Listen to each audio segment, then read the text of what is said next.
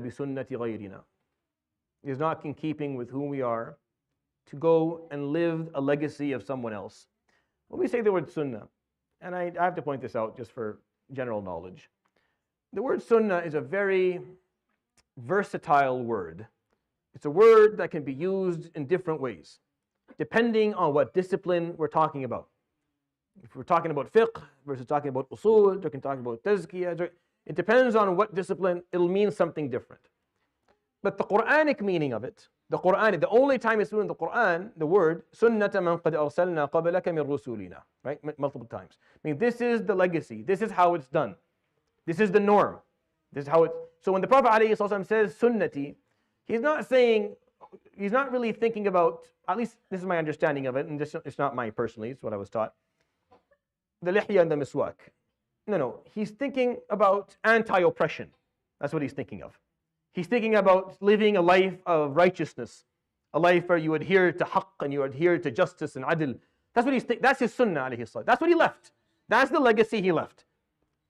If that is not seen as the legacy he left, and when you say sunnatina or sunnati, and you think immediately of the length of the Gallabiyah, and if that's what you're thinking, if when you says the word sunnah and you think that, that's what comes to mind, the way they look, and the quick, the urgency of praying after Salat al-Isha, then you don't understand what the word means. I'm not saying that these actions aren't recommended based on his teachings, alayhi salatu wasalam. That's not what I'm saying. But I'm saying when he says sunnati, that's not the first thing that should come to mind.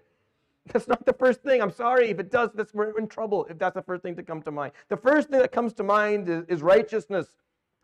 That's who he was, alayhi salatu wasalam. قال كما روى الترمذي في الشمائل عن هند بن أبي عتبة قال ما غضب لنفسه صلى الله عليه وسلم قط.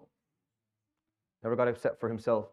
فإذا تعدي الحق لم يقم لغضبه شيء حتى يثبته أو حتى ينتصر له. The moment someone oversteps haqq, the moment there's oppression of any sort, he becomes angry. And he stays that way until it's fixed, until he brings back the right that was taken away. That's his sunnah, alayhi salatu wasalam. That's who he was. That's how he lived. And that's the legacy. And that's what he means here. Very important.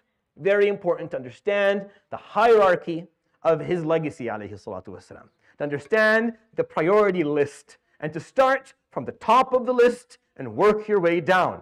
Not from the end of the list and work your way up. It doesn't work that way. You have to understand his core values, alayhi salatu wasalam, and what it meant to be with him and what he stood for. And start with those things. And then as you perfect them, as you become someone whose second nature is to stand by what is correct, and to refuse dhulm in any form or shape, wherever it may be, you can move on to other stuff like compassion, like striving for the sake of Allah day and night. Those are the next things in line. And then after you do all that for a long time, you'll arrive at the Kufiyya and all the other stuff that don't mean anything. That really don't mean anything. He didn't, that's not why he came here. He didn't come to teach us this stuff. That's not why he left with that we have to look at. No. That's disrespectful to his legacy, alayhi salatu wasalam, to limit and restrict it just to a couple of appearance things, to a few behaviors that don't do anything, when really his legacy were the values and the principles that he lived by, that he held, the ideals he held himself to, and what that meant for him and what he did with them, and how much effort that he had to give in order to keep them going. Do you understand how hard it is to live a life of righteousness? It's very difficult.